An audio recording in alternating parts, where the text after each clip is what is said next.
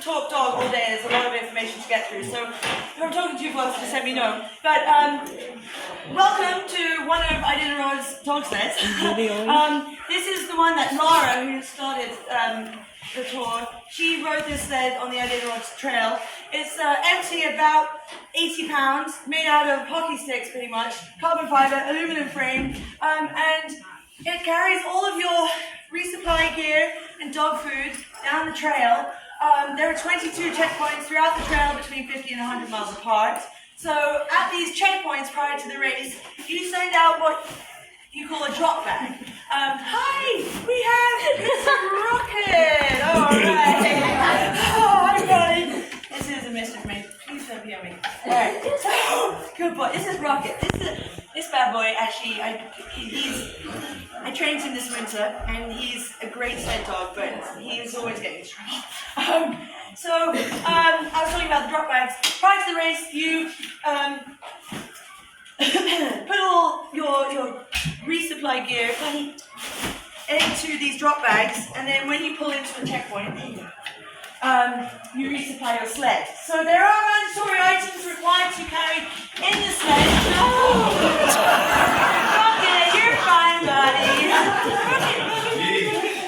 Alright, so slight detour. I'm going to dress up the dog first. So there are these guys, Alaskan Huskies, run best between 10 and negative 30 degrees Fahrenheit. Once it gets to about 0, you want to start adding layers to them so they're not expending that energy on keeping warm, but running. So let's see. This is, well, a very important item for the males. I don't know if anyone can guess what it's for, but it protects those reproductive organs from frostbite, which could be I can only imagine how painful that could be. And it's made out of fox hair right here. And then on top of that, the hair buff is so good. Trying to make my life unlivable. And then these jackets here, anything colder than 0, you'll see your team running in these jackets. Hey, buddy. And then a very important piece of dog attire is the dog booty. Now, these booties are made out of cotton and nylon mix. They're not to keep their feet warm, it's to protect their pads from snow getting in between the webbing, and that can cause a lot of aggravation. And these booties, it's a bucket booty, and as soon as they get a hole in them, which is about every 20 to 30 miles, you switch out the booty. So you get through about 3,000 pairs of booties throughout the race. So booties alone is kind of not just pocket money. And then, sorry. Good boy, bud. You're fine. You're excited. So that's pretty much what you'll see your dogs wear. Once you pull into a checkpoint, as soon as you pull in, you put straw down for your dogs. That's their bedding. And then you start melting snow to make their meal. Now they hydrate through their meal, so you'll find it's a very fatty, high protein, meaty soup, which you're going to feed them. And it's always warm, so they can digest a little bit faster. On the trail itself, they're eating between 12 and 14,000 calories a day, and you're feeding them pretty much every 50 miles. Hey, buddy. So once you've fed your dogs and removed all the booties and checked that there's no strains or injuries, then you just want to leave them alone and give them as much rest as possible. If you're fiddling around and making noise, they're not going to get as much. The more rest they get, the higher they will perform. So that's really important. That's why some mushers actually decide not to camp at the checkpoint. Rather, they'll check in at the checkpoint and then mush another 10 miles where it's quiet on the trail, where they don't have any disturbances or distractions. Also, at checkpoints, because there are so many teams coming in and out, there's a higher chance that your team might get a virus. a stomach bug, and I mean that's game over. Sometimes that happens, and that's one reason why a marshal will scratch. That means drop out of the race. So if that makes sense, I mean there's a lot of strategies, and I mean just running and completing the Iditarod itself is an amazing feat. So some mushers will just run it to complete rather than compete.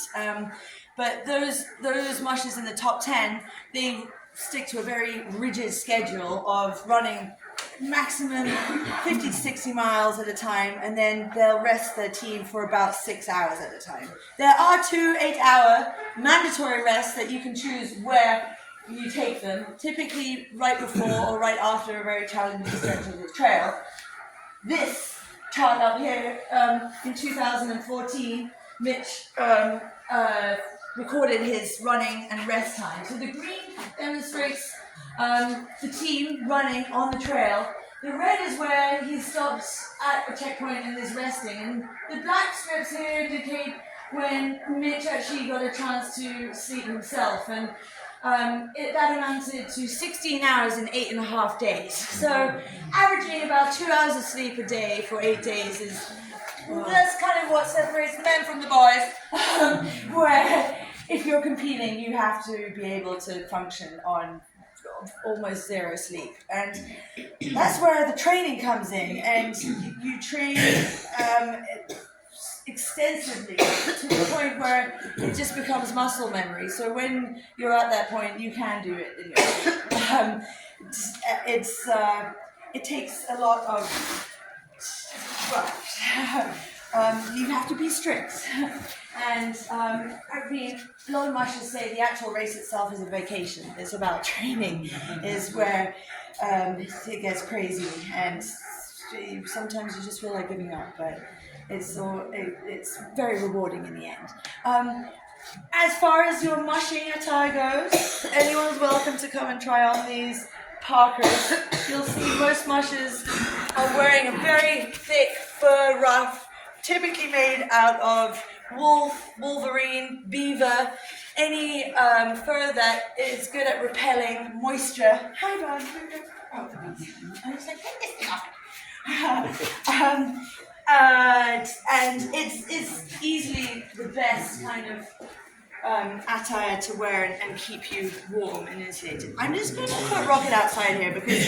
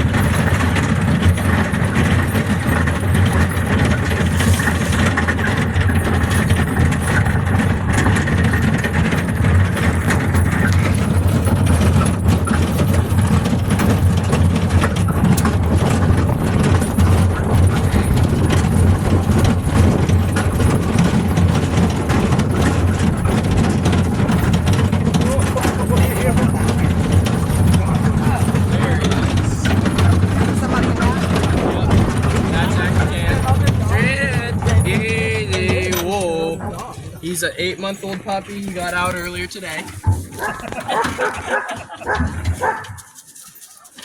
Yeah, come here.